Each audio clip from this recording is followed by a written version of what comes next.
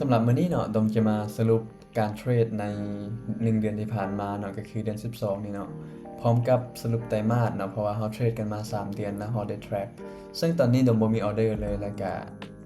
บ่ได้เทรดบ่ได้ถือออเดอร์หยังเลยเนาะโอเคคันสั้นเดี๋ยวเรามาเบิ่งกันเลยคลิปวิดีโอนี้สนับสนุนโดย OKX OKX เป็นแพลตฟอร์มเทรดที่น่าเชื่อถือระดับโลกและมีผู้ใช้หลายล้านคนสำหรับใครที่ยังบ่มีบัญชีเทรดสามารถสมัครด้านลุ่มของดมได้เลยซึ่งจะได้รับส่วนลด 20% ตลอดชีวิตในการเทรดเลยก่อนอื่นหมดเนาะเราเข้าไปที่แอป OKX ก่อนเนาะเป็นแอปที่เราเทรดกันประจำอยู่แล้วเนาะหลังจากนั้นเรามาเบิ่งกราฟคือตอนนี้เนาะเราบ่มีออเดอร์เราบ่มี position จักอันเลยเนาะก็คือแต่ว่ารู้สึกว่าตอนนี้ Bitcoin พุ่งแรงเติบอันนี้กราฟ1ชั่วโมงก็ยังแรงขนาดนี้นะเนาะ15นาทีBitcoin พุ่งแรงเนาะสำหรับแรงมื้อนี้เนาะก็ขึ้นไปที่ 97,300 ได้อีกครั้งเนาะถ้าเบิ่งว่าสิฮอดแสนบ่แต่ว่าถ้าฮอดแสนนี่ก็รอถ้าเบิ่งว่าเฮาสิมีแผนจังไดอีกต่อไปเนาะ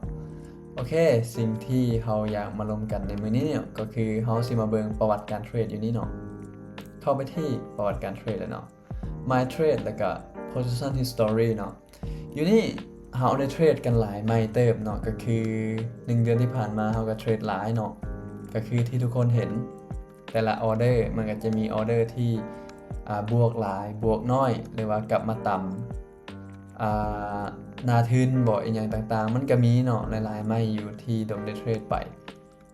ก็ถ้าเบิ่งทั้งหมดทั้ง3เดือนเลยเนาะก็คือเราเลื่อนลงไปเนาะแดงไม่เดียวไม่ทำอิฐที่เราหากะเริ่มเปิด account นี้แล้วก็เราเริ่มเทรดไม่ทำอิฐเนาะลบไปเลย167เหรียญเนาะหลังจากนั้นเราก็โอเคเอาไม้กลับมาเทรดเนาะคือทุกคนเห็นทุกออเดอร์เนาะกลับมาเทรดมันก็สิบวกเนาะก็เฮาก็เทรดสไตล์ของเฮาไปเรื่อยๆเนาะแต่ว่าสิ่งเดียวที่เฮาให้ความสำคัญที่สุดก็คือเรื่อง Money Management เนาะอันนี้เป็นเรื่องที่สำคัญสำหรับเฮาตอนนี้เลยแหละโอเคเฮาไปเบิ่งที่ Future Trading Analysis กันเบิ่งเนาะก็คือใน30มื้อที่ผ่านมาเนาะก็คือตัวนี้มันสิรวมกำไรของเดือนแล้วนี่เนาะที่มันฮอด 2,000 ปลายนี่เนาะเพราะว่าปกติตามที่ดมเบิงตั้งแต่วันที่4เนาะที่ดมเริ่มมีการเทรดเนาะวันที่4ฮอดวันที่23มื้อนี้เนาะบวกอยู่ประมาณ 1,900 นี่แหละถ้ามาคิดไล่ดีๆเนาะแต่ว่าอันนี้มันเป็นรวมของเดือน November ของวันที่23นำเนาะแล้วก็24แล้วก็28นี่เนาะมันก็จะเป็นประมาณนั้นเนาะซึ่งสิ่งที่อยากเว้าในมื้อนี้คือเฮาจะเห็นว่าบางมื้อก็บ่ได้เทรดเนาะแล้วก็บางมื้อก็เทรดแล้วบางมื้อเฮาก็ติดดอยโดนเติบคืออยู่นี่ติดดอยซุยเนาะเหตุการณ์ที่แบบไผที่บางคนเขาทนดอยบ่ได้สิจิตใจบ่เข้มแข็งพอสิก็อาจจะคัดออกก่อนนะแต่ว่าสำหรับดมถ้ามันยังอยู่ในแผนดมกระทือต่อไปเนาะถ้ามันฮอดแผนหรือว่ามันผิดแผนจำเป็นต้องได้คัดอันนั้นก็ต้องได้คัดอีหลีเนาะเฮาก็ต้องได้เฮ็ดปฏิบัติตามแผนเดือนนี้ไม่ที่ได้หลายเนี่ยก็จะเป็นซุยเนาะคือที่บอกกันส่วนหลายเดือนนี้ช็อตซุยช็อตจนเมื่อยตอนนี้ก็ยังบ่ลงเนาะซุยเนาะก็โอเคเฮายอมซะนะเฮาช็อตซุยจนเมื่อยแล้วไม่ห้องลงมาก็จะเป็นโซโลนาเนาะก็จะมีทั้งไม้ลองไม้ช็อตเนาะแล้วก็ Bitcoin XRP ก็ได้เทรดไปหน่อยนึงแล้วก็ ADA เนาะอันนี้ก็จะเป็น5เหรียญที่เฮาได้เทรดภายในเดือนนี้เนาะโอเคซึ่งเดือนนี้ก็เป็นเดือนสุดท้ายของปีแล้วเฮาก็ได้สรุปไตรมาสสุดท้ายของปีเนาะก็คือตั้งแต่เฮาเริ่มเทรดนี่แหละเนาะก็คือเฮาเริ่มเทรดเฮาเข้ามาก็คือท้ายเดือน9จะเข้ามาเดือน10เนาะเฮาเริ่มเปิด account นี่เนาะเฮามาเบิ่งที่3เดือนย้อนหลังล่าสุดเนาะบัดนี้คือทุกคนจะเห็นนี่เนาะถ้าเฮาเบิ่งภาพรวมทั้งหมดก็คือบวกอยู่ประมาณ 4,668 เหรียญอันนี้เป็นยอดที่มันบวกเนาะแล้วก็สิ่งที่ดม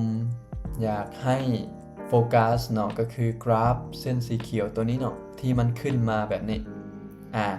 เขาจะเห็นว่ากราฟมันก็บ่ได้เวอร์วังอลังการหยังดอกมันค่อยๆขึ้นเนาะตั้งแต่เดือน9วันที่20ปลายนี่แหละแล้วก็เดือน10เนาะเดือน10เดือน11จนถึงเดือน12เนาะกราฟมันก็ค่อยๆไปค่อยๆไปค่อยๆไปแต่ว่าเป้าหมายของเราคือกราฟตัวนี้มันจะต้องขึ้นไป head all time high ตลอดเนาะซึ่งมันอาจจะมีแนย่อลงมาหรือว่าอาจจะไซด์เวย์เนาะกะสุดท้ายแล้วกราฟเป้าหมายของเราก็คืออยากให้มันยกไฮไปเรื่อยๆเนาะอันนี้คือเป้าหมายของเราแล้วสรุปแล้วหมดทั้ง3เดือนไตรมาสนี้เขาเทรดไป62ไม้เนาะวินเรทอยู่ที่ประมาณ98เนาะก็เสียไปไม้นึงที่บอกเนาะเสียไป167เหรียญอันนี้ก็เป็นไม้ที่เสียไปเนาะแต่สำหรับเดือนนี้เนาะเป็นอีกอย่างที่ค่อนข้างดีเขาเทรดไป24ไม้เนาะวินเรท 100% คือเดือนแล้วเขาเทรดไปกับ20ปลายไม้นี่แหละวินเรท 100% คือกันเนาะเดือนนี้ก็คือกันเขาเทรดไป24ไม้วินเรท 100% แต่ว่าเขาเริ่มรู้สึกแบบอีโก้มันเริ่มมาแหละหลังจากที่เขาชนะติดต่อกันหลายๆเทื่อเนาะอีโก้เขาก็เริ่มมีแล้วก็เริ่มมาดังนั้น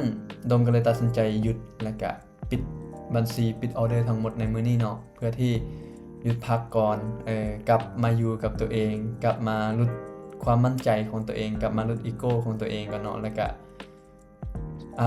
ข้ามปีด้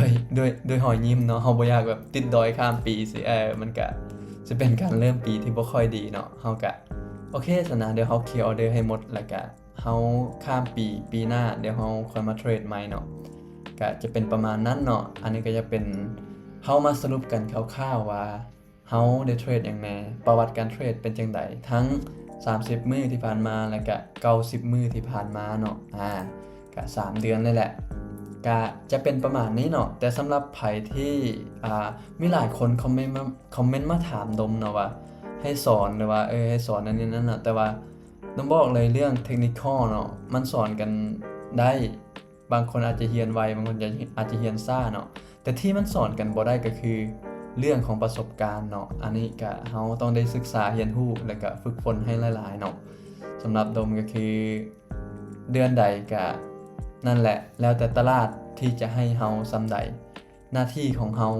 ก็คือรักษาทุนของเฮาให้ดีแล้วก็รักษาทุนให้ได้เนาะ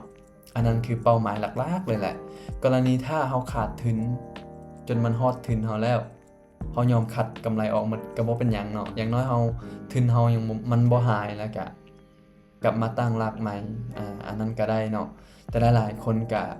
มักสิเฮ็ดให้พอร์ตแตกไปเลยเนาะเฮาสิมานับศูนย์ใหม่ตลอดบ่ได้เนาะเพราะว่าเฮาอยากเล่นเกมนี้ระยะยาวค่อยๆไประยะยาวเนาะก็ประมาณนั้นเนาะสำหรับวิดีโอนี้สำหรับใครที่มักก็อย่าลืมกดไลค์กดแชร์และก็อยากรู้ข้อมูลตัวใดอยากให้โดมออกมาเฮ็ดสอนตัวใดหรือว่าเรื่องใดเนาะก็สามารถคอมเมนต์มาบอกได้เนาะโดมอ่านทุกคอมเมนต์แล้วก็ขอบใจทุกคนหลายๆที่ซัพพอร์ตและก็เป็นกำลังใจให้โดมมาตลอดเนาะแล้วเรามาเจอกันในวิดีโอต่อไป